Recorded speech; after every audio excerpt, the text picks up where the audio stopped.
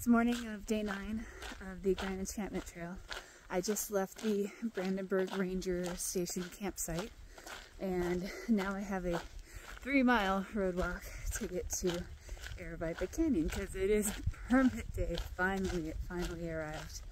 So after today, I shouldn't have too many more time constraints, and I'm excited to see this canyon. If it's so highly permitted, it's got to be pretty awesome. And this is just the road walk. Pretty easy road walk, shouldn't take that long. Still got some flowers blooming. Much more pleasant to do this morning than it was yesterday. Today should be, at least in the nearest town, high of 81. Could be different in the canyon, could be super hot in the canyon, I don't know. But less worried about the temperature today. And after this canyon, the trail trends upward in elevation, so it shouldn't be in that low desert anymore. This is a nice little treat on the road walk. It started a little while back. The road has these cute little paving stones and some big trees, and is right next to the creek. And I do need water, but this is private property. The road pretty much from the ranger station to the trailhead is all private property. So I had to ration my water yesterday because even though I was just doing nothing, it was so hot. Like I was drinking more than I thought I would, so I had to ration it. So first water chance I get, I'm gonna fill up and maybe drink a liter. But super cute little section on the road walk. Finally here. Okay, so this is the Aravaipa Canyon area. There should be a sign in where I put my permit number, and I'll keep that permit accessible because this area is ranged pretty heavily. And then I get to go down. I'm assuming that's it. Over there, walls. It's pretty from here. Luckily right away, right down the trail, there was water access, so I'm going to be walking this corridor over here. I don't know how well it can be seen from here, but that should take me to the more stunning parts of the canyon. But first, I'm gonna hydrate. I'm just gonna stop for a minute and see if I can capture the sounds here. It's bird song everywhere, plus the little flow of the creek.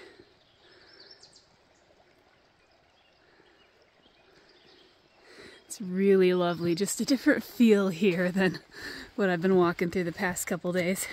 I already had to cross this once. I think I'm gonna have to cross it like a million more times. Just anytime the canyon bends a little bit, the space to walk usually opens up on the other side. But right now, walking the south bank. And as I cross here, something I wanted to note that was in the descriptions that I found amusing, at least for now, is apparently you do find quicksand in here. The thing that, you know, is in all the movies and cartoons and everything and you never encounter, apparently is here. It won't suck you all the way down, but apparently it's kind of hard to get out of. So for the first time in my life, I've gotta beware of quicksand.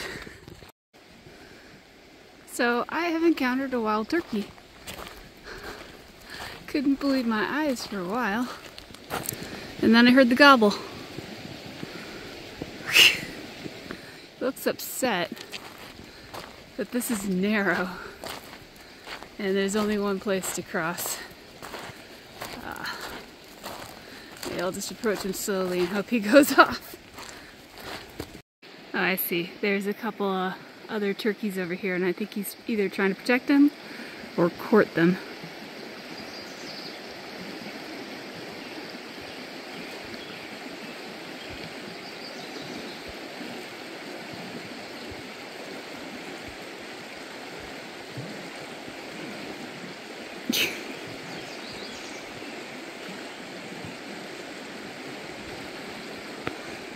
Well, if he's trying to court them, they don't seem interested. Look at this. Let me zoom out. Look at that. A nice, beautiful shaded corridor. It's narrowed a bit, so we got the red cliffs right there. Birds are still being noisy, but their noises are very lovely. So this is fantastic. So much shade. I have been gleefully walking through the water after the heat wave. This is really something special. I haven't seen anyone else too, so it feels like it's all my own. Gleefully walking through this water. It's really, really beautiful and really refreshing, even though it's not that hot right now. A little bit further down the canyon, I mean, there's not really much to say or explain. It's just really beautiful and very refreshing. So I've been switching off between the creek and then the little side trails.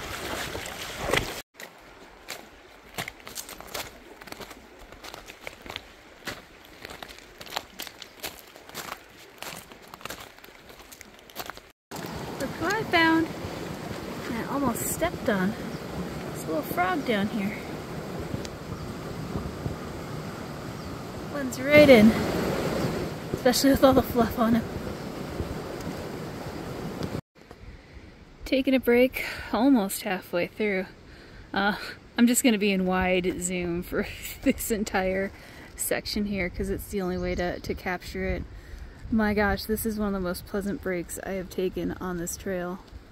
Zoom up a little bit. I mean, this is nice and cool. There are some sunny spots. It's gorgeous. Splashing through the fresh water is amazing. But I am going upstream and occasionally going over boulders, so it is a little tiring, but I'm in a nice shaded spot, back up against a rock. There's birds chirping and flying all over. There's wildflowers across the way in between the trees. You can see the brittle bush. Pretty nice.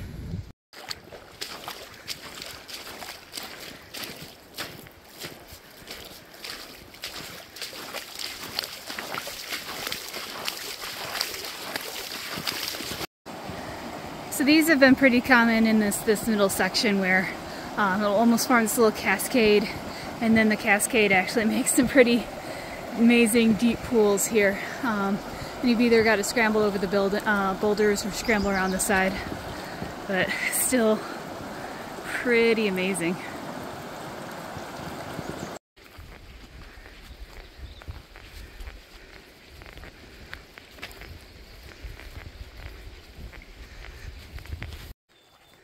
About this part of the trail, of the canyon really.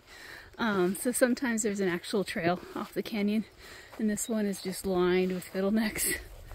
So it's just overlined with fiddlenecks, overgrown with fiddlenecks underneath those red cliffs.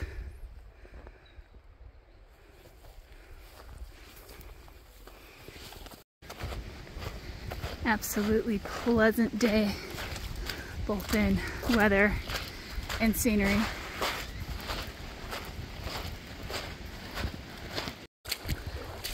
Nearing the end of the Aravaipa Canyon Wilderness permit area. It's been gorgeous. There's been a lot of soft sand and water to walk through too, so it's also been a little tiring. Just came out of the Aravaipa East trailhead, and the GET route follows this road out past a bunch of properties, and then about 5 miles has a 3-mile spur to Klondike, which is my next resupply stop. I wasn't sure how far I'd make it today, so I had planned to do this.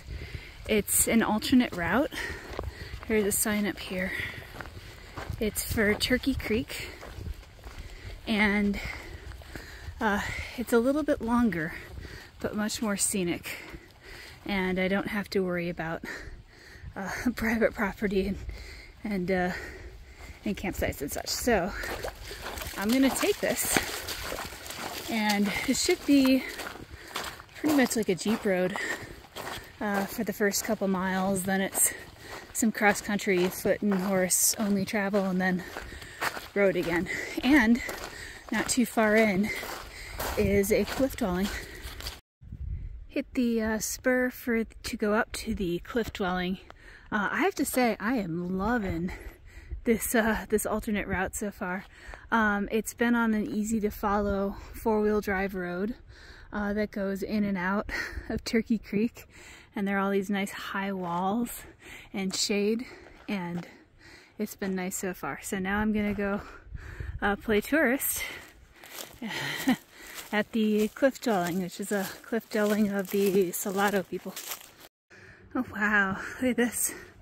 The sign down below said it was one of the best preserved of its kind. They were kidding. Looks like a full house here. I mean, this is, yeah, they put bars so people don't go in, but like, wow, it's even got its roof still. Then let me go back around to the front. Mind the bad cinematography for a while. It's got this little doorway. The sign down below said it was built around 1300. Wow. And it was also kind of seasonal housing too, for activities in the canyon. This is pretty cool.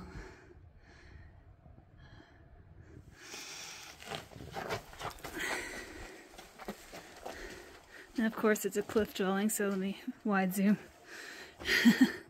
Nice cliff. Turn around. That was a fun little side trip. Okay, leaving the road, and I'm going to be following this path right here. This area is open to, there's a sign right here, basically hiking and horses. But that leads to the creek itself, but I need to follow this path right here that kind of looks like an old abandoned road. I stepped a little early today to set up camp because behind my tent you can kind of see it narrowing. Turkey Creek narrows, and I went up it a little bit. Everything got kind of rocky, and also there's some pools of water up there. So I actually backtracked to find a sandy spot that's at least 200 feet away from water, just to guarantee I have a good place to stay tonight. Alright, and that ends day 9, my permit day to Aravaipa, successfully completed. Tomorrow I'm going to finish the rest of the Turkey Creek alternative and go resupply in Klondike.